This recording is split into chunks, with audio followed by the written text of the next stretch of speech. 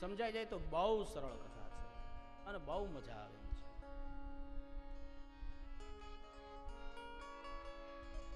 કૌરવના પક્ષે ઘણી બધી હાનિ થઈ અને પાંડવો જ્યારે જીત તરફ આગળ વધ્યા ને એમાં એક દિવસ દુર્યોધન પેલો ચિંતામાં બેઠો છે અને ત્યાંમાં ગૌતમીનો પુત્ર અશ્વત્થામા આવે છે. આવીને દુર્યોધનને પૂછ્યું કે ભાઈ તું ચિંતામાં છો, ચિંતાનું કારણ શું આ? અને પેલો દુર્યોધન અશ્વત્થામા ઉપર ક્રોધ કરે છે અને કહે છે કે ભાઈ તમે આજ પૂછો છો હવે મારી ચિંતાનું કારણ શું છે? જ્યાં સુધી આ ધરતી ઉપર પાંડવો સ્વચ્છે છે, જ્યાં સુધી આ ધરતી ઉપર પાંડવો જીવે છે, ત્યાં સુધી મને શાંતિ નહીં.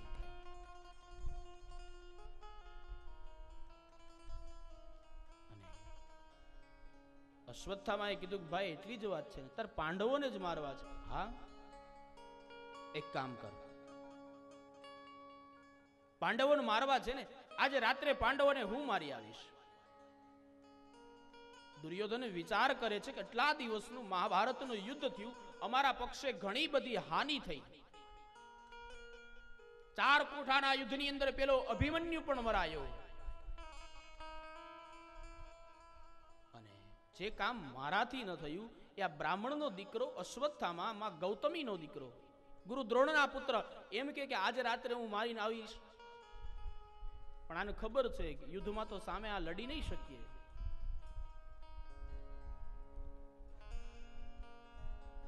પણ પાંડવો છે ને ભાઈ, પાંડવોના પક્ષની અંદર સ્વયં ભગવાન દ્વારકાના નાથ હતા. પાંડવોના પક્ષની અંદર ભગવાન હતા એટલે પાંડવોની ચિંતા છે ને હંમેશા ભગવાન કરે છે. પાંડવો ભગવાનના શરણે છે અને જ્યાં અશ્વત્થામાં એટલું કીધું ને કે આજ રાત્રે હું પાંડવોને મારીને આવીશ, અને ભગવાન દ્વારિકાના નાથને આ શબ્દ પોતાના કાનમાં પડ્યા છે. અને રાત્રિનો સમય થયો અને રોજના નિયમ પ્રમાણે પેલા પાંડવો એ 5 પાંડવો પોતાના એ રૂમની અંદર ઓરડામાં જ્યાં સુવા માટે જાય છે ને, અને ત્યાં ભગવાન શ્રી કૃષ્ણ આવ્યા છે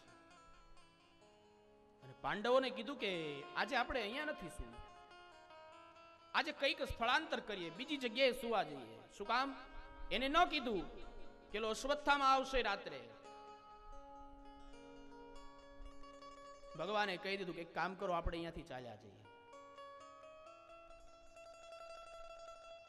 ભગવાન પાંડવોને લઈને બીજી જગ્યા ઉપર સુવા માટે ગયા છે. પણ અહીંયા આખો ઓરડો ખાલી છે એટલે પાંડવોની પત્ની દ્રૌપદીએ આવી અને પોતાના જે 5 પુત્રો હતા એ 5 પુત્રોને ઓરડામાં સુવડાવી દીધા. વસ્ત્ર ઉડાડી દીધું છે અને એમાં મધ્યરાત્રિનો સમય અને આવ્યા છે પેલા અશ્વત્થામા અને ઘસઘસાટ પેલા પાંડુના પુત્રો સુતા છે ને એ અવસ્થાની અંદર એ 5 પાંડવોના પુત્રોને નિર્વંશ કર્યા, મોતને ઘાટ ઉતારી તલવારથી મારી અને અશ્વત્થામાએ હાથની અંદર પાંડુના પુત્રોના મસ્તક લઈ અને દુર્યોધનની પાસે આવીને કીધું કે લે દુર્યોધન. અને દુર્યોધન વિચાર કરે કે જે કામ અમે યુદ્ધમાં ન કર્યા એ આમાં ગૌતમીનો દીકરો 5 મિનિટમાં કામ કરીને આવતો. પણ દુર્યોધને જ્યાં મસ્તક ઉપર હાથ મૂક્યો અને દુર્યોધનનો હાથ પાછો ચાલ્યો ગયો. ભાઈ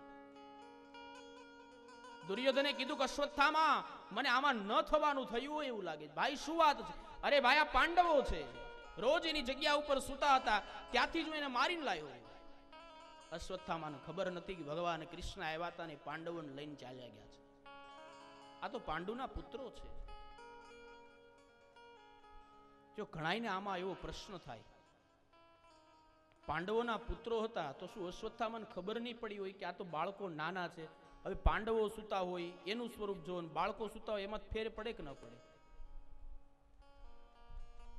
મહાભારતમાં લખ્યું છે બાળકો એ કુમાર અવસ્થાની અંદર હતા. 1 થી 5 વર્ષનું આયુષ્ય છે ને, 1 થી 5 વર્ષની અવસ્થા એ બાલ્ય અવસ્થા ગણાય. 6 થી 10 વર્ષની અવસ્થા છે એ પૌગંડ અવસ્થા ગણાય. 11 થી 16 વર્ષની અવસ્થા છે એ કિશોર અવસ્થા ગણાય, 15 વર્ષની. અને 16 થી 20 વર્ષની જે ઉંમર છે એ કુમાર અવસ્થા ગણાય. અને 21મા વર્ષ પછી યુવાની લાગુ પડે અને અંતે વૃદ્ધાવસ્થા આવે. આ જીવનનું સરવૈયું. એટલે બાળ હત્યાનો હત્યારો નથી અશ્વત્થામા. કુમાર અવસ્થાની અંદર રહેલા બાળકો છે. 16 થી 20 વર્ષના દીકરા ભાગવતે લખે છે સાહેબ. કુમાર અવસ્થા અને મોતને ઘાટ ઉતાર્યા છે. અને દુર્યોધનના આંખની અંદરથી પણ અશ્રુ વહી ગયા. અને દુર્યોધને એટલું કીધું કે એક તો આટલી બધી હાનિ થઈ અમારા પક્ષની અંદર, અમને કોઈ સાચવવા વાળું તો હવે રહ્યું નથી. 4 કોઠાના યુદ્ધની અંદર અભિમન્યુ પણ મરાયો છે. અશ્વત્થામા તમે ન કરવાનું કર્મ કર્યું છે ભાઈ. આ પાંડવો નહીં, પાંડુના પુત્રોને તમે મારીને લાવ્યા. મારા દુશ્મન એ પાંડવો છે, પાંડુના પુત્રો નથી.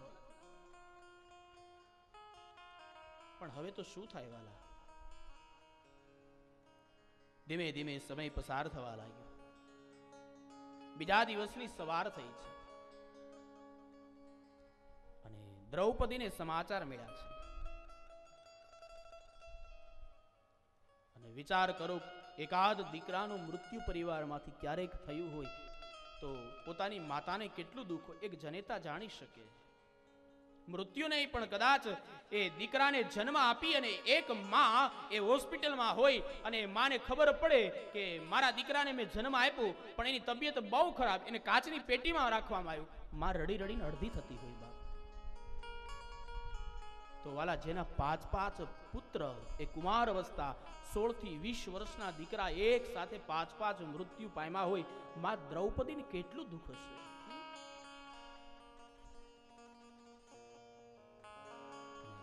અર્જુનને સમાચાર મળ્યા. અર્જુને નક્કી કર્યું અને દ્રૌપદીની સામે પ્રતિજ્ઞા કરી કે જ્યાં સુધી આ જેણે હત્યા કરી છે હત્યારાને પકડીને લાવી અને એનું મસ્તક કાપી અને એ મસ્તકનો પાટલો બનાવી એની ઉપર બેસાડી અને તને જ્યાં સુધી સ્નાન નહીં કરાવું ત્યાં સુધી અર્જુનની પ્રતિજ્ઞા પૂરી નહીં થાય. અને હવે તો અર્જુનને ખબર પડી ગઈ કે મારનાર બીજું કોઈ નહીં, અશ્વત્થામા છે.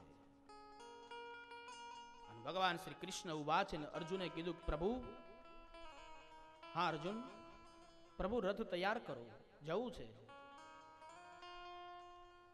અને અશ્વત્થામાને ખબર પડી ગઈ કે અર્જુન મને મારવા આવે છે. અને એ વખતે જ્યાં અર્જુનનો રથ આવતો હતો ને, અશ્વત્થામા પણ પોતાનો રથ લઈ અને આગળ આગળ આગળ આગળ દોડવા લાગ્યા. અશ્વત્થામાને થયું કે હમણાં પેલો આવશે ને મને મારી નાખશે.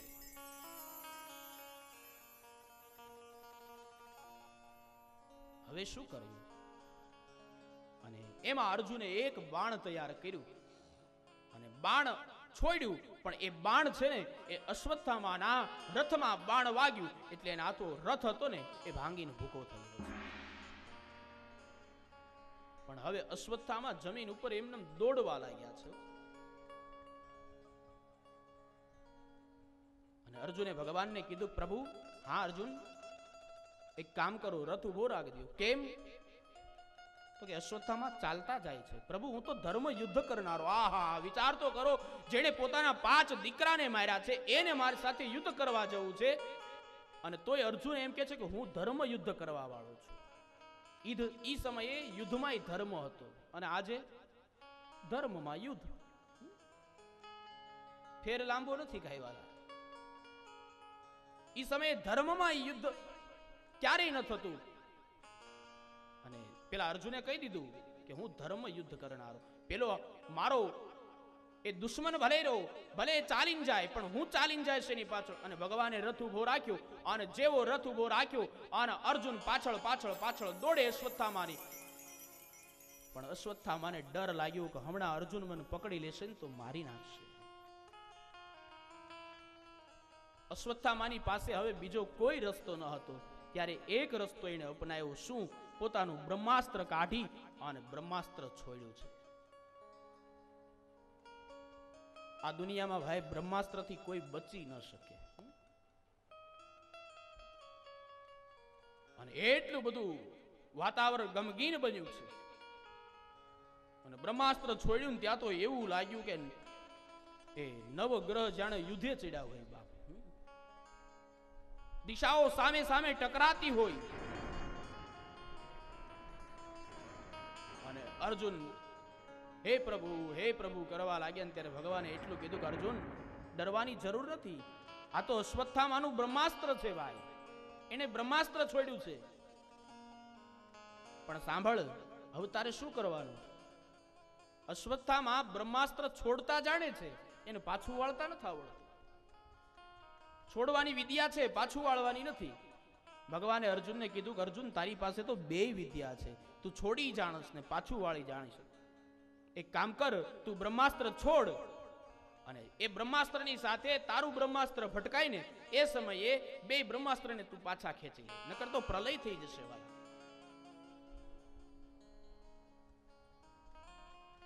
એ વખતે નકે વિચાર કરો, અર્જુનને બ્રહ્માસ્ત્ર છોડવાની અને પાછું વાળવાની કોઈ દીક્ષા આપનાર ગુરુ હોય તો એ અશ્વત્થામાના પિતા ગુરુ દ્રોણ. અર્જુન વિચાર કરે કે એના દીકરાને ખાલી છોડતા શીખવાડ્યું, પાછું વાળતા ન શીખવાડ્યું. હવે આ તો ગુરુપુત્ર છે. ઈ ગુરુદેવે મને બે વસ્તુ શીખવાડી વાલા. અને અર્જુને છોડી દીધું બ્રહ્માસ્ત્ર. પણ બે બ્રહ્માસ્ત્ર ટકરાણા અને એ વખતે ભયંકર અવાજ થવા લાગ્યા અને લોકો પ્રલય કરવા લાગ્યા. અને ભગવાને અર્જુનને કીધું કે અર્જુન પાછું વાળે. કારણ કે કૌરવો અને પાંડવોની વચ્ચે યુદ્ધ થતું હતું ને કુરુક્ષેત્રમાં, એટલે એક તો લોકો એટલા બધા ડરી ગયેલા, એમાં આ બ્રહ્માસ્ત્ર ભટકાણા. એટલે ભગવાને કીધું કે આને તું પાછું વાળવાય ફટાફટ. અને અર્જુને બ્રહ્માસ્ત્રને પાછું વાળ્યું. પણ હવે તો અશ્વત્થામા પકડાઈ ગયા છે. અને જ્યાં અશ્વત્થામાની સાથે યુદ્ધ કરી અને અર્જુન અશ્વત્થામાને પકડવા જાય ને, મારવા જાય ને, અને ત્યાં ભગવાન કૃષ્ણએ આવીને અર્જુનનો હાથ પકડ્યો છે. અર્જુનને એટલું કીધું કે અર્જુન, અશ્વત્થામાને સજા એ તું નહીં કરે, દ્રૌપદી કરશે. કારણ એ દ્રૌપદીના 5 પુત્રોને માર્યા છે ભાઈ. અર્જુનને વિચાર આવ્યું, આ તો ગુરુપુત્ર છે, આને કેમ મરાય? વળી બ્રાહ્મણ છે. બ્રાહ્મણોસ્ય મુખમાસીદ. બ્રાહ્મણ એ તો ભગવાનના મુખની અંદરથી ઉત્પન્ન થયેલા છે. બ્રાહ્મણ એટલે કોઈ માત્ર મનુષ્ય જ નથી. ભાગવતમાં તો લખ્યું છે કે બ્રાહ્મણને ક્યારેય ખાલી દેવ ન માનવા અને તુલસીને ક્યારેય ખાલી છોડ ન માનવો. ગાયને ક્યારેય ખાલી પશુ ન માનવી. ગાયની અંદર સાક્ષાત 33 કરોડ દેવનો વાસ છે. બ્રાહ્મણ એ પૃથ્વી ઉપરનો દેવ છે અને તુલસી છે ને એ સાક્ષાત જગદંબાનો અવતાર છે. અર્જુનને થયું કે મને બ્રહ્મ હત્યાનું પાપ લાગશે. લખે છે ભાગવત કે એ રથની સાથે અશ્વત્થામાને બાંધી અને ભગવાને રથ ચલાવ્યો અને ઢસડાતા એ અશ્વત્થામાને દ્રૌપદીની પાસે લાવ્યા. પણ જ્યાં દ્રૌપદી અશ્વત્થામાને જોયા ને દ્રૌપદીનું રુદન વધી ગયું ભાઈ. અને દ્રૌપદીએ એટલું કીધું, અશ્વત્થામા તમે? કદાચ એ કૌરવોની સાથે યુદ્ધ તો આ પાંડવોએ કર્યું છે, મારા 5 પતિઓએ કર્યું, મારા પુત્રોએ તમારું શું બગાડ્યું ભાઈ? અને અર્જુને એટલું કીધું, દ્રૌપદી આને સજા કર. પણ આ દુનિયામાં કોઈ કરુણાની મૂર્તિ હોય ને વાલા તો એ દ્રૌપદી છે. અને રડતા રડતા દ્રૌપદીએ એટલું કીધું, મારા 5 દીકરાના જો મૃત્યુ થયા હોય ને મને એટલું દુઃખ થાય તો અશ્વત્થામા એ તો ગૌતમી માનો એકનો એક દીકરો છે. મારા તો આંસુ લૂછવા માટે થઈને મારા 5 પતિ હજી બેઠા છે, પણ ગુરુ દ્રોણ તો ભગવાનના ધામમાં હોઈ ગયા. કદાચ અશ્વત્થામાને કોઈ મારી નાખશે તો માં ગૌતમીની શું દશા થશે? આહા, વિચાર તો કરો. આનાથી દયાની મૂર્તિ જોવા ક્યાં મળે તમને બીજી વાર?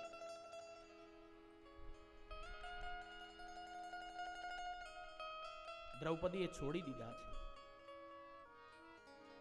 પણ ભગવાને અર્જુનને કીધું કે અર્જુન નહીં, દુષ્ટસ્ય દંડમ સજનસ્ય પૂજા. દુષ્ટોને દંડ મળવો જ જોઈએ. દુષ્ટોને દંડ દેવામાં વાર ન લગાડાય, સજ્જનની પૂજા કરવામાં વાર ન લગાડાય. દુષ્ટોને દંડ મળવો જ જોઈએ. એક કામ કર અર્જુન, તું અશ્વત્થામાની સાથે યુદ્ધ ન કર, પણ અશ્વત્થામાના તું કવચ અને કુંડળ ઉતારી દે, એની શિખાનું છેદન કરનાર. એટલે એની પાસેથી બ્રહ્મ તત્વ લઈ લીધું. ગણે બ્રાહ્મણોની શિખા કાપીને એ બ્રહ્મ હત્યા સમાન પાપ છે. અને વાલા, શિખા માત્ર બ્રાહ્મણોએ જ રાખવી એવું જરૂરી નથી. ભાગવત તો લખે છે કે પ્રત્યેક હિન્દુ વ્યક્તિની ઉપર શિખા હોવી જ જોઈએ, દરેક માણસને. કારણ કે આપણે એમ કહીએ કે આ દેહ દેવાલય છે, આમાં ઠાકોરજી બેઠા છે, પછી જે જેનામાં જેવી શ્રદ્ધા, જે માનતા હોય, આમાં ઈશ્વર છે અને હકીકત છે તો જ આપણે બધા અહીંયા બેઠા. આમાં ઈશ્વર છે. જો દેહ દેવાલય હોય તો મારું તમારું મસ્તક છે ને એ શિખર છે. આપણું બધાયનું મસ્તક એ શિખર છે. અને શિખરની ઉપર શું હોય ભાઈ? ધજા હોય ને. શિખા છે ને ધજાનું પ્રતીક છે. પ્રત્યેક હિન્દુના માથા ઉપર શિખા હોવી જ જોઈએ. એક તુલસીની માળા, એકાદ કંઠી, પછી જેને માનતા હો તમે એને, એકાદ તિલકનો ચાંદલો.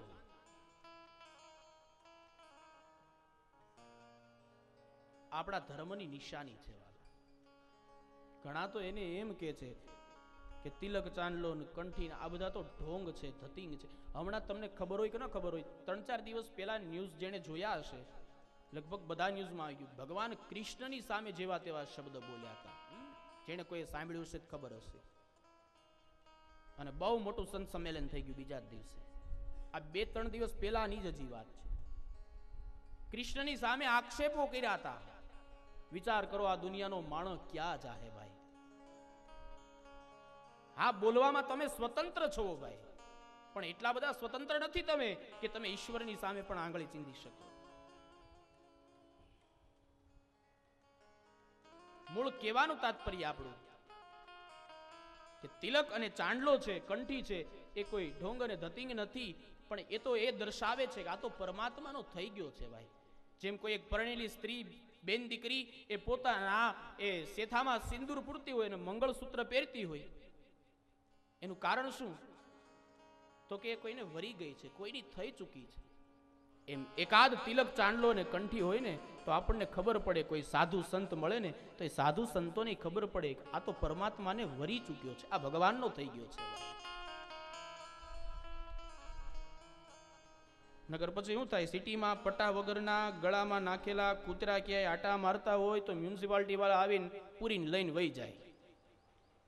એમ કંઠી પછી ક્યારેક ન ભણે, એમના દૂતો આમ તેમ નજર નાખે ને ધાવા સિવાય. હજી આજ બીજો દી છે અને ખબર નહીં, આજ બપોરે જો ઉતારે વાત કરતો, પેલા 2 દિવસ હું છે ને લગભગ કથા જ પીરસતો હોય, પણ ધાવામાં ખબર નહીં હવે પરમાત્માની, ઠાકોરજીની શું કૃપા હશે, આમ કાલથી જ કાંઈક અંદરથી મોજ આવી ગઈ છે. અને મારા પૂરા સ્વરૂપમાં હજી, જોકે હજી 1-2 દી લાગી જાય, કનૈયો આવશે એટલે પછી હારો હજી ખીલી, પણ તોય આમ મને આમ અંદરથી મોજ છૂટતી હોય ને તો કાલ પહેલા જ દિવસથી. નકર એકાદ દી તો સેટિંગમાં જાય, લોકોની સાથે પરિચયમાં જાય, પણ મને ખૂબ મજા આવી. શું કામ? તમારો બધાનો આનંદ અને ઉત્સાહ એટલો છે, તમારા બધાની ભક્તિ છે. અમે કદાચ ગમે એટલી કથા કરી, પણ તમારા શ્રદ્ધા ન હોય તો આવા પંખા હારા રૂપાપરા પરિવાર બધા ફીટ કરાવ્યા હોય, કદાચ ભલે સમાજ ના હોય, પણ અત્યારે ઉપયોગ અહીંયા થાય છે કથા નિમિત્તે. અને હારો એકાદો ટેકો મળી જાય, ઊંઘ આવી ગઈ તો હું શું કરું? જોકે આપણું ધ્યાન હોય કોણ કોણ હોતું છે.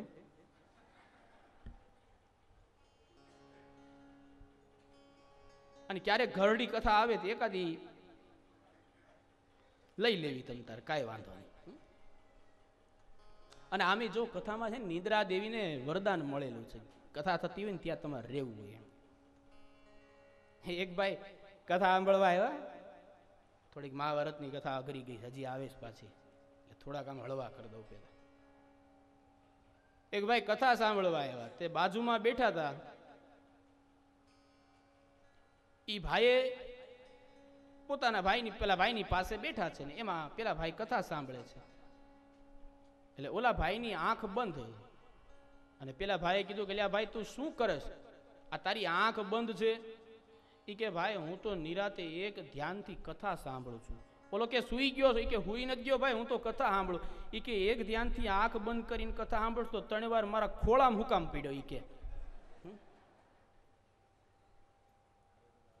એટલે આમાં એકાબીજાને ક્યારેક જગાડી દેવા, એટલે આજુબાજુ વાળાનું બહાર ન પડે.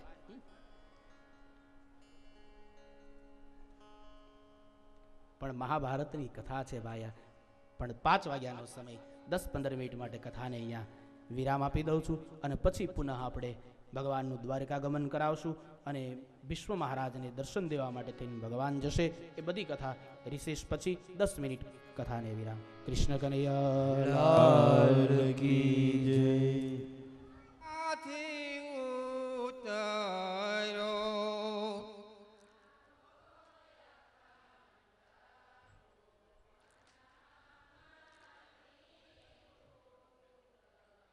રોયેનો વ્રજ ભૂમિમાં સેવાસ સખી રે આંબોરો પીયો.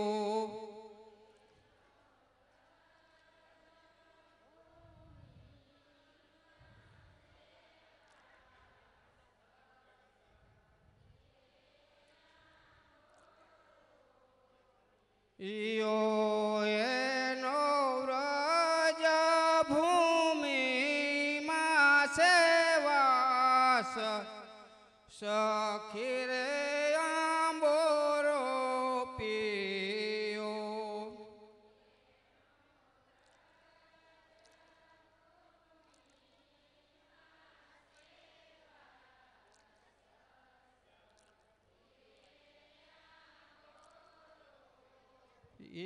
યો આંબો વસુદેવજીએ બીજ કરો પિયામ.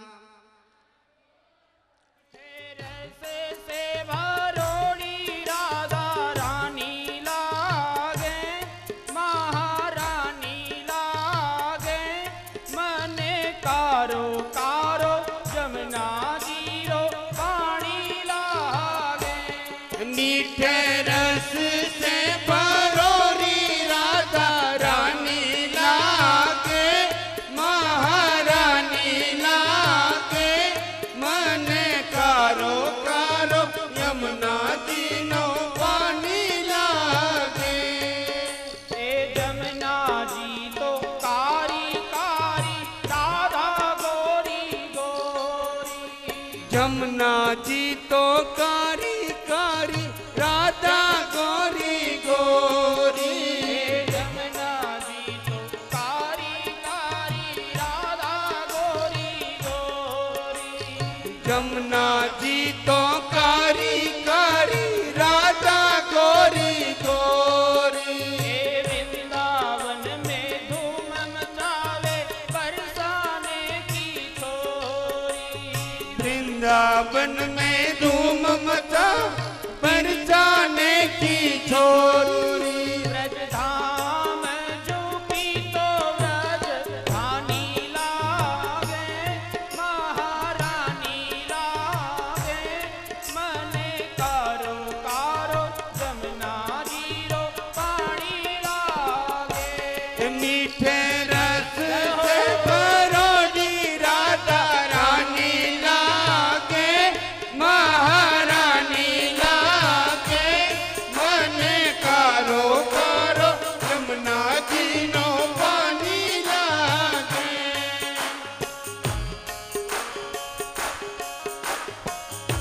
हरि बोल. राधे.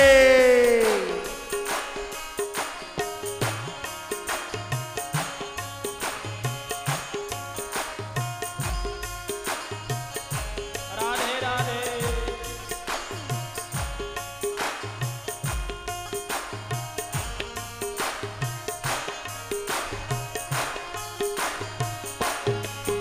ए ना भावे मन ना भावे मन ना भावे मन माखन मिश्री अब ना कोई मिठाई. न भावे मन मा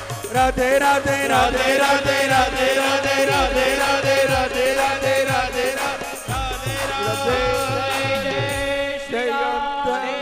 શ્રી વૃંદાવન વિહારી લાલ કી જય શ્રી વલ્લભાધીશ કી જય સુંદર શ્રી અમને મહારાણી કી જય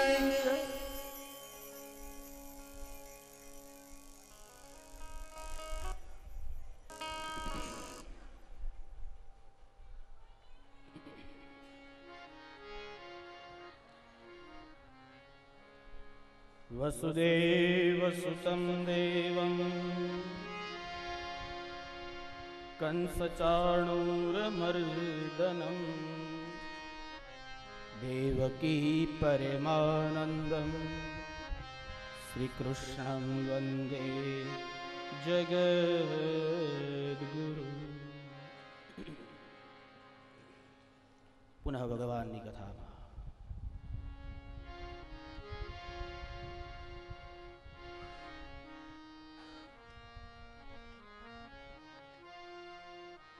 ભગવાને અર્જુનને કહ્યું છે કે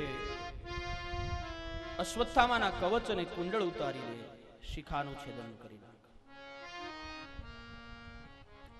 ગુરુપુત્રની હત્યા એ શિર છેદનથી નહીં પણ શિખા છેદનથી થશે.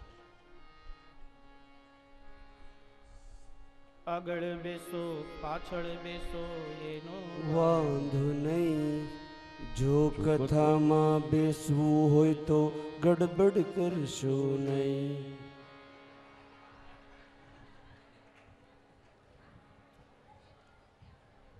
તમને બધાને એક મનની વાત કહી દઉં.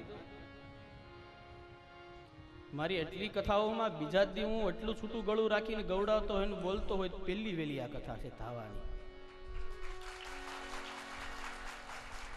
અને હજી આની પછી 3 કથા છે એટલે અમારે ગળું સાચવવું પડે. નો ગાવું નો બોલવું એવું ન હોય, પણ ગળું સાચવવું પડે. જો એક જ કથામાં આ ડબલું બંધ થઈ જાય તો પાછળ 3માં શું કરું? રખડી પડું. પણ ખબર નહીં આ મીઠે રસ છે હામેની સાયેથી ગાયું આજ. ઠાકોરજીની કઈ કૃપા થઈ ગઈ. હકીકત મેં ગઈકાલે કીધું હતું ને કે 52 વખત જુનાગઢમાં આવ્યા, પણ હવે ધાવા ગીરમાં આવ્યા રૂપાપરા પરિવારમાં. એનું પ્રમાણ શું? તો કે મોટામાં મોટું આ પ્રમાણ. આનાથી મોટું શું હોય ભાઈ? એટલે બહુ ડાયા છો, વાતું ન કરતા. પુનઃ ભગવાનની કથાની અંદર અશ્વત્થામાના કવચ અને કુંડળ ઉતારી લીધા, શિખાનું છેદન થયું છે. એટલે અશ્વત્થામાની ચિરંજીવીમાં ગણતરી થઈ છે. 7 જણા ચિરંજીવી છે જેનું ક્યારેય મૃત્યુ નથી. દ્રૌપદીએ અશ્વત્થામાને શ્રાપ આપ્યો છે કે જાઓ તમે સતત આ પૃથ્વીની ઉપર ભટકતા જ રહેશો, ભટકતા જ રહેશો, ભટકતા જ રહેશો.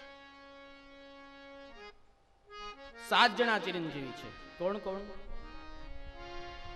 અશ્વત્થામા બલિર્વ્યાસો હનુમાનશ્ચ વિભીષણ કૃપયા પરશુરામ સપ્તેતા ચિરંજીવી. 7 જણા ચિરંજીવી જેના ક્યારેય મૃત્યુ નથી વાલા.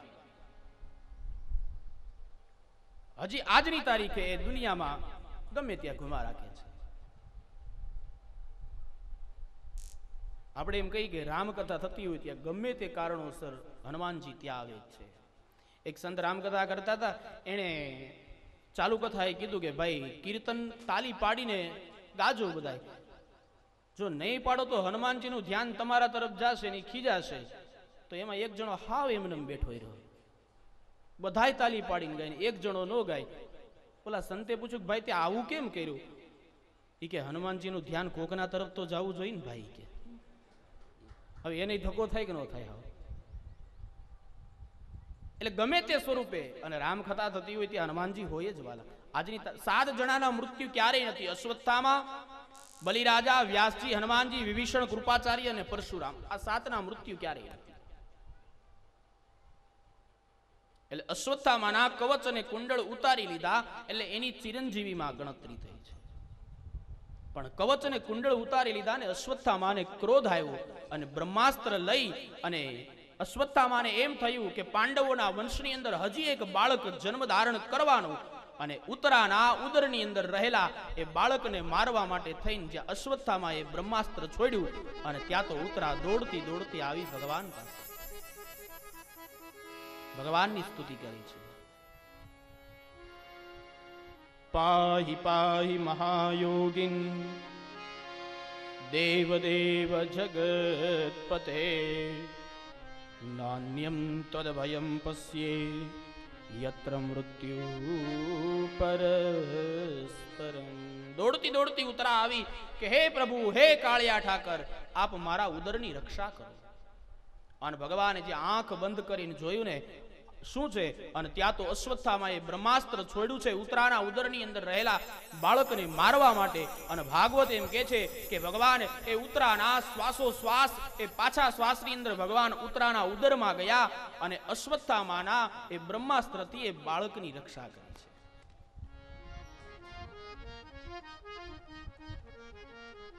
ધીમે ધીમે સમય પસાર થવા લાગ્યો છે.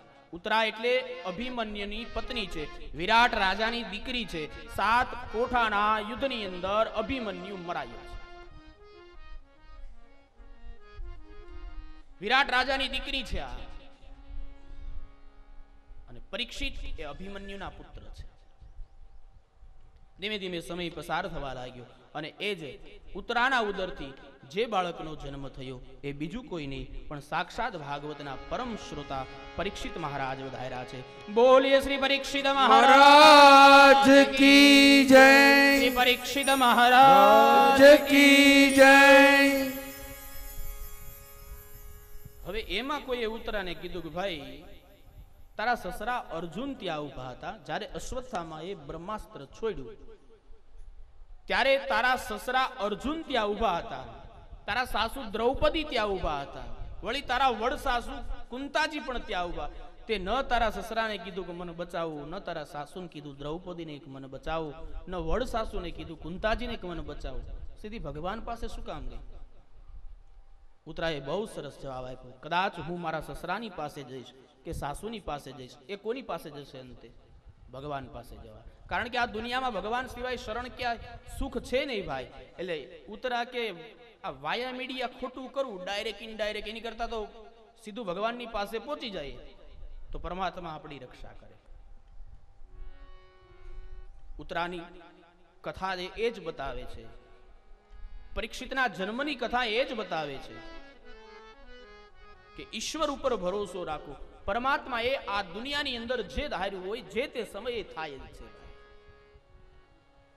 વિચાર કરો, ઉત્તરાના ઉદરની અંદર સ્વયં ભગવાન ગયા. ઉત્તરાએ કીધું પરમાત્માના ચરણ સિવાય આ દુનિયામાં ક્યાંય સુખ જ નથી. પણ માણસ શું કરે ખબર? દુઃખ આવે ને એટલે ભગવાનને ભજે,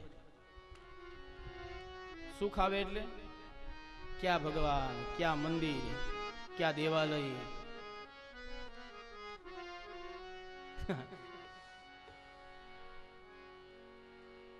હમણાં 6 પૈસે માણસ રૂપિયા વગરનો થયો તો કેવી કઠણાઈ બેઠી હતી. ત્યારે દુઃખ આવ્યું ત્યારે કેટલા કેટલા લોકો મેં જોયા છે. અને સાહેબ પોપટની જેમ બોલે હો, ઘરમાં કેટલા પીડા. જેથી પૈસા બંધ્યા તેથી અમારી કથા શરૂ થઈ. અને કથાનું એવડું મોટું આયોજન કે દેવી ભાગવત કથા જે મેં કીધી તમને હમણાં થોડી વાર પહેલા, એ દેવી ભાગવતની કથા શરૂ થઈ 8 તારીખે શરૂ થઈ. સાંજે 5 વાગે અમે વ્યાસપીઠ ઉપર બેઠા, રાતે આવીને એક જણાએ સમાચાર આપ્યા, શાસ્ત્રીજી હા 500 ને 1000. એટલે મને તો ઘડી માનવામાં ન આવ્યું કે શું વાત. એ કીધું કે હા બંધ થઈ ગઈ નોટ. એટલે હું તો રાજી થયો, ખારું થયું ભાઈ, જે થયું આપણે આ ક્યાં કઈ આગળ પાછળ પડ્યું રહે. પણ વિચાર કરો, અમારે ત્યાં 9 દિવસની કથા, 9 દિવસ સવાર સાંજ ગામ ધુમાડા બંધ જમણવાર.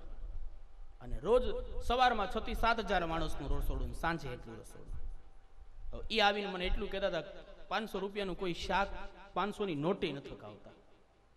હવે મંદિરના લાભાર્થે કથા, માતાજીના મંદિરના ઓલા લોકોએ ફાળો લેવાનો બંધ કર્યું. કારણ કે માણસભાઈ બહુ હોશિયાર ને, 500 નોટ આપે ને કહેતા હતા કે આલ્યો તો 100 રૂપિયા લખી નાખો, 400 પાસે આપો. એમાં ઘનશ્યામભાઈ લાખાણીનો પ્રોગ્રામ, ઘનશ્યામભાઈ આવ્યા છપૈયાતીની વાત કરતા તે દિવસે. એ કે ટ્રેનમાં આવતો તો એક જણાને કીધું કેટલા પડ્યા ખિસ્સામાં, 100 ની કેટલી? એ કે 2 છે. ઘનશ્યામભાઈ કે હાલે 500 ની 2 આપું, 2 100 ની દઈ દે. ઓલો કે ભલે પડ્યા નથી જોતા. એ કે અને સાહેબ આવું ક્યારેક થવું જોઈએ, માણસને ખબર પડે ગરીબાઈ શું કહેવાય, ગરીબાઈમાં કેમ જીવવું. એ રાજકારણીઓનો જે કાંઈ મતાંતર હોય આપણે એમાં નથી પડવું, એ આપણો વિષય નથી. પણ મને એટલી ખબર પડે, ભગવાને કદાચ એવો વિચાર કર્યો છે કે આ દુનિયામાં ગરીબાઈ શું કહેવાય એ અમીર માણસને પણ ક્યારેક ખબર પડવી જોઈએ. અને હાંજે ઉતારે આવીને બધા બોલતા તો મારા ઘરમાં 5 કરોડ પીડ્યા, બોલો કે મારા ઘરમાં 7 કરોડ પીડ્યા, કારણ કે એટલું બધું સદ્ધર ટ્રસ્ટ મંડળ હતું, કરોડોપતિ માણસો હતા. પણ છતાં વિશ્વાસ એ લોકોને એટલો બધો હતો, માતાજીને જે કરવું છે એ કરશે, જાવું નથી સુરત કે. અને ન ગયા, અને છેલ્લે ફોન કરીને બધાએ મને કીધું આપણું બધું પતી ગયું. શું કામ? એની શ્રદ્ધા હતી સાહેબ, માતાજી ઉપર, એ ગ્રંથ ઉપર એની શ્રદ્ધા હતી કે જે થવું છે એ થશે. પણ ક્યારેક આવું થવું જોઈએ. સુખ આવે ત્યારે માણસ ઈશ્વરને ભૂલી જાય છે, દુઃખમાં જ માણસ ઈશ્વરને યાદ કરે. મને યાદ છે કે જ્યારે 2001 નો ભૂકંપ થયો અને જે ઘરમાં કોઈ દી દીવાબત્તી નહોતા થયા ને ત્યાં હાંજે ટંકોરી સંભળાતી મેં જોઈ. શું કામ? દુઃખ આવ્યું.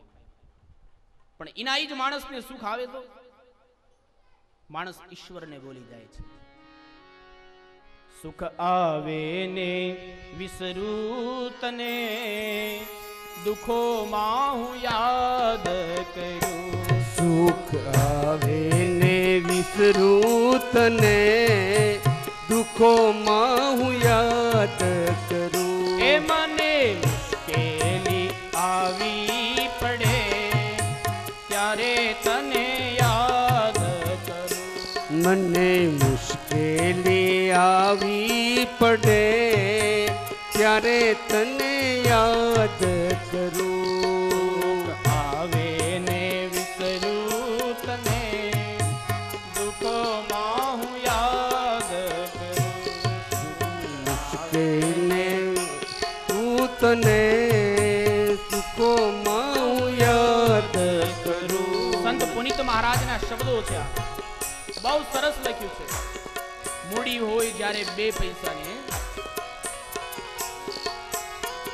મૂડી હોય જ્યારે 2 પૈસાની, બની જાઉં હું તો અભિમાની. જ્યારે ખાવાના સાસા પડે ત્યારે તને યાદ કરું. મને મુશ્કેલી જાવી પડે ત્યારે તને યાદ કરું. ત્યારે તને યાદ કરું, ત્યારે તને યાદ કરું. મુશ્કેલી આવી પડે ત્યારે તને યાદ કરું. મૂડી હોય જ્યારે 2 પૈસાની, સાહેબ આ દુનિયામાં 2-5 રૂપિયો થઈ જાય, નકર એનો જ માણસ હોય ગામમાં 5 રૂપિયાને ખારીશી કોઈ બાકી ન દેતું હોય, પણ એ માણસ સુરત મુંબઈ વિયો જાય ને થોડોક પૈસા વાળો થઈ જાય. ગામમાં હતો ત્યારે એને કોઈ બોલાવતું નહીં, એનો જ માણસ પૈસા વાળો થઈને 4 વ્હીલ લઈ લે અને એ ગામમાં આવે 7-8 જણા આજુબાજુ માટે મરતા હોય. હું ઘણી વાર કહું, એ કોઈ વ્યક્તિની ફરતા આટા નથી મારતા, એ તમારા પૈસાની પાછળ આટા મારે છે સાહેબ. પણ જ્યારે ખાવાના સાસા પડે ત્યારે તને યાદ કરું, અને પછી ખાવાનું કાંઈ ન હોય ત્યારે શું દશા થાય? પાપ કરતા મુખડા મલકે. પુનિત મહારાજ લખે છે કે પાપ કરતા હોય ને ત્યારે હસતા, પૂજ્ય ડોંગરેજી બાપા કહેતા કે માણસ હસતા હસતા પાપ કરે અને પછી એનું ફળ એ માણસ રડતા રડતા ભોગવે છે. પાપ કરવું હોય ને ત્યારે સારું લાગે, ફલાણા ખૂણે કરી લઈ, ત્યાં ક્યાં કોઈ જોવે. હું ઘણી વાર કહું, 2 હાથ વાળો નથી જોતો, 2 પગ વાળો નથી જોતો, પણ 1000 હાથ વાળો ચોક્કસ જોવે છે. પણ એના ઈ કાયામાં જ્યારે કીડા પડે ત્યારે તને યાદ કરો. ઈશ્વરના ચરણ સિવાય આ દુનિયામાં સુખ છે. અને કુંતાજીએ ભગવાનની સ્તુતિ કરી, ઉત્તરાએ ભગવાનની સ્તુતિ કરી છે, અને ભગવાન ઉત્તરાના ઉદરની રક્ષા કરી, અને એ ઉત્તરાના ઉદરથી પરીક્ષિત મહારાજનો જન્મ થયો છે. બધું બરાબર કામ બતાવીને ભગવાન દ્વારિકા જવા માટે તૈયાર થયા છે. અને એ વખતે કુંતાજી આવ્યા છે. કુંતાજી આવ્યા ને ભગવાન શ્રી કૃષ્ણએ કીધું કે ભાઈ બા માગો શું જોઈએ? જો એક સંબંધે કૃષ્ણ અને કુંતાજી બે ફઈ ભત્રીજો છે.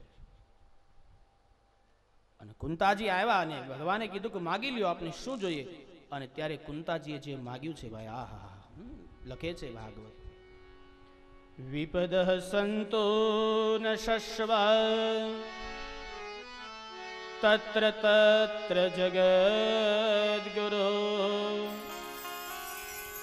ભવતો દર્શનમ યસ્યાદ અપુનર્ભવ દર્શનમ. ભાઈ બા માગો. અને કુંતાજીએ શું માગ્યું ખબર? ભગવાનને કીધું કૃષ્ણ તારે કઈ દેવું હોય ને કનૈયા, તો મારી ઉપર, મારા સંતાન ઉપર અને મારા પરિવારની ઉપર સતત દુઃખ દુઃખ અને દુઃખ આવે. વિચાર કરો કે આ દુનિયાની કઈ માં એવી હોય કે જે પોતાના દીકરાઓની માટે થઈને દુઃખ માગે? ભાઈ એક થઈ ગયા કુંતાજી, માગ્યું છે દુઃખ. અરે ફેબા બીજું કઈ માગો, દુઃખ શું કામ માગો? અને ત્યારે કુંતાજી એટલું કીધું, પ્રભુ દુઃખમાં જ તમારો સાથ અને સહકાર હોય, દુઃખમાં જ તમે સાથે હો. સુખમાં માણસની સાથે ક્યારે ઈશ્વર હોતો જ નથી વાલા. અને હકીકત દુઃખમાં જ્યારે ભગવાન સાથે હશે તો જ હું એવું માનું છું કે માણસ દુઃખને સહન કરી શકતો હોય. પછી ગમે તેવું દુઃખ હોય એ માણસ દુઃખને સહન ક્યારે કરી શકે? ઈશ્વર એને શક્તિ પૂરી પાડે ત્યારે. કુંતાજીએ કીધું છે કે મારે કઈ નથી જોતું. અને આ જગ્યાએ માણસને ભગવાન પ્રસન્ન થઈ ગયો હોય તો, આપણને કીધું હોય તો માગી લ્યો તો. ઘણા એમ કે પ્રભુ એક કામ કરો ને, કાલનું રાખો ને. કેમ? તો કે આજ રાતે બધું લિસ્ટ તો બનાવી લઉં બેઠો બેઠો, હું માગું એમ.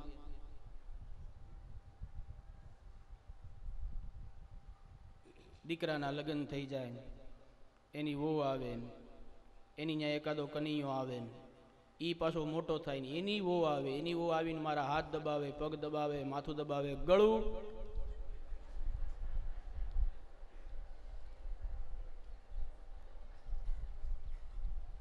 ઈશ્વરની પાસે ક્યારેય કઈ માગો નહીં વાલા.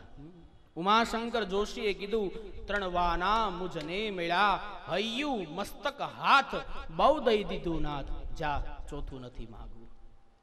ઉમાશંકર જોશીના શબ્દો છે, આપણા આદ્ય કવિ. ત્રણવાના મુજને મળ્યા, હૈયું મસ્તક હાથ, બહુ દઈ દીધું નાથ, જા ચોથું નથી માગવું.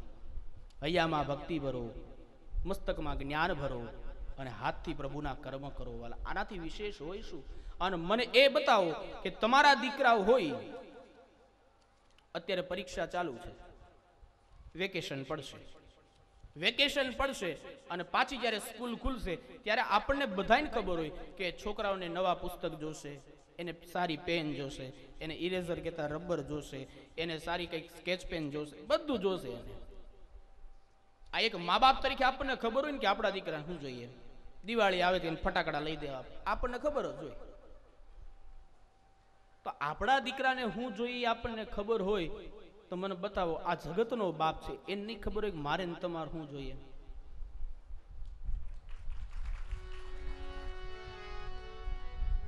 અને તોય માણસ ભગવાનના મંદિરમાં જઈને કઈક એવું બબડતો હોય. આપણને એમ થાય કે આને શું થઈ ગયું હશે.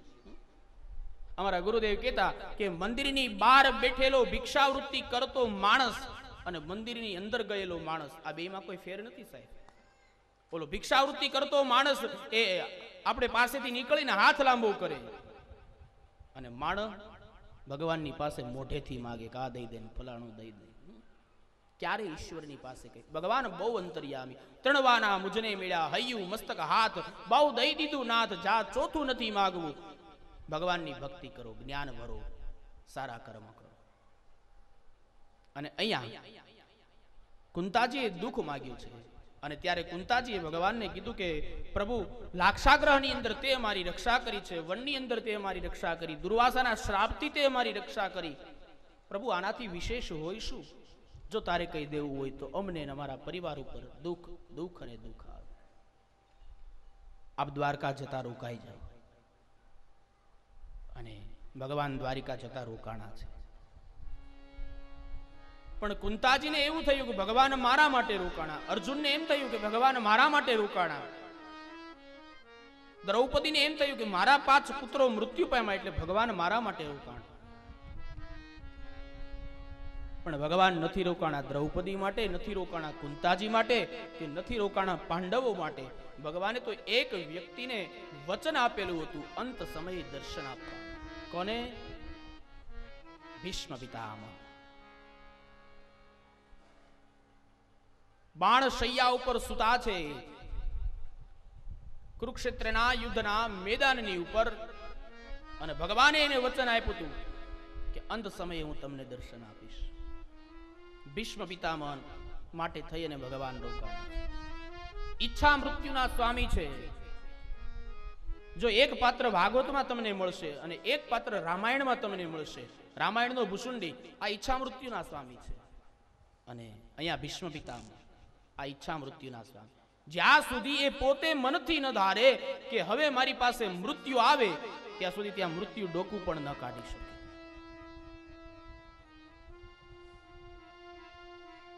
અને આવ્યા છે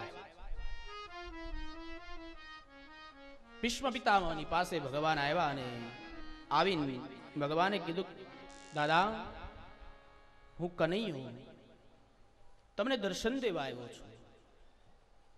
પણ મહાભારતના યુદ્ધની અંદર ભીષ્મ પિતામહને પોતાના શરીરની અંદર એટલા બધા બાણ વાગ્યા હતા વાલા.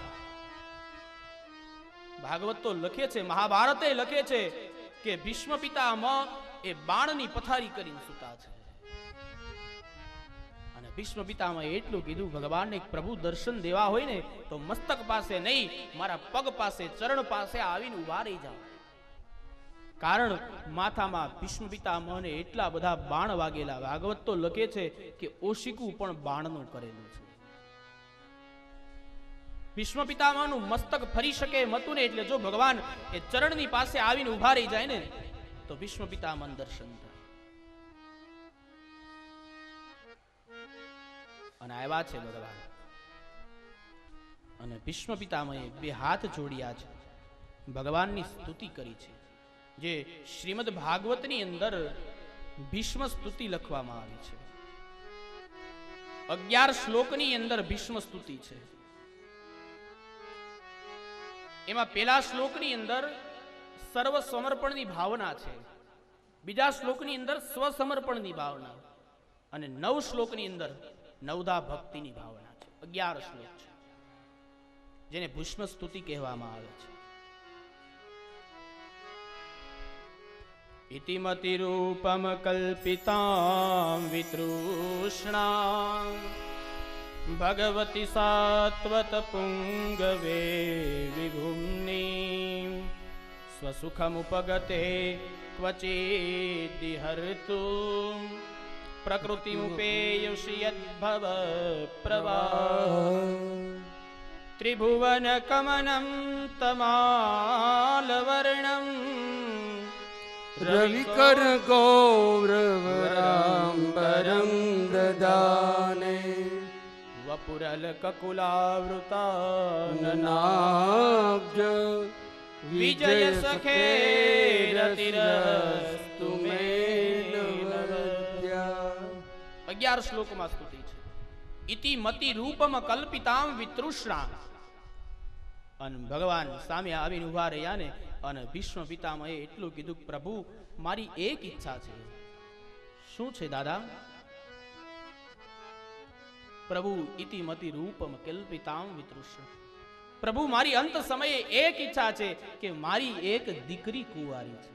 આહા, ભીષ્મ પિતાના મુખમાંથી એટલા શબ્દો નીકળ્યા ને કે મારી એક દીકરી છે ને વળી એ કુંવારી.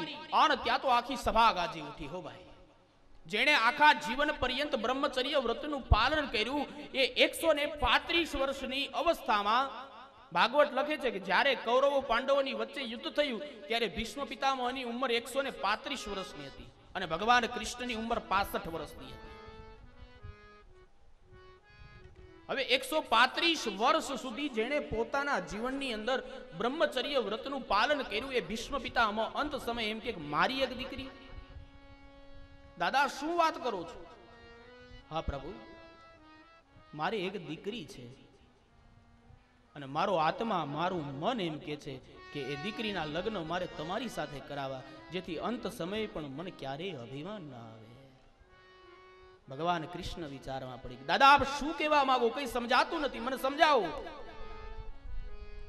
અને ભીષ્મ પિતામહે એમ કીધું કે ઇતિ મતિ રૂપમ કલ્પિતામ વિતૃષ્ણ. મારી એક દીકરી છે.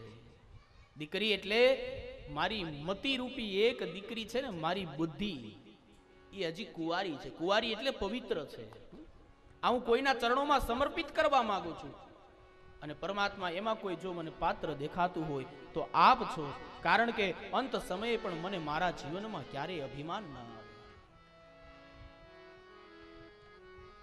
અને ભીષ્મ પિતામહે પ્રભુને એક વાત કરી, પ્રભુ એક વાત કહું? હા. જ્યારે મહાભારતનું યુદ્ધ થયું ત્યારે પ્રભુ તમે સંકલ્પ કર્યો હતો કે હું ક્યારેય હાથની અંદર શસ્ત્ર ધારણ નહીં કરું. હા દાદા યાદ છે. પ્રભુ તમે એવો સંકલ્પ કર્યો હતો કે હું શસ્ત્ર ધારણ નહીં કરું. અને આ ભીષ્મ પિતામહે મનોમન એવો સંકલ્પ કર્યો હતો કે એક વખત હું કનૈયાના હાથમાં શસ્ત્ર ધારણ કરાવીશ. અને જ્યારે એ કૌરવોના પક્ષની અંદરથી ભીષ્મ પિતામહ કે જ્યારે એ ભીષ્મએ બાણ મારવાના શરૂ કર્યા અને બાણોની વર્ષા થઈ એ પાંડવોના પક્ષમાં, અને એટલી બધી હાનિ થઈ. અને ભગવાન શ્રી કૃષ્ણ તમે જ પ્રભુ એ અર્જુનના રથના સારથી હતા. અર્જુનનો રથ જ્યારે એ મારું બાણ અર્જુનના રથને વાગે છે, અને ત્યારે એક ભક્તના રક્ષણ માટે થઈ તમે એ જ રથનું વ્હીલ ચક્ર હાથમાં લઈ અને મને મારવા તૈયાર થયા હતા. યાદ છે.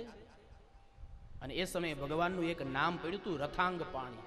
તમે વિષ્ણુ સહસ્ત્ર જોજો, ભગવાનના 1000 નામમાં એક નામ છે રથાંગ પાણી.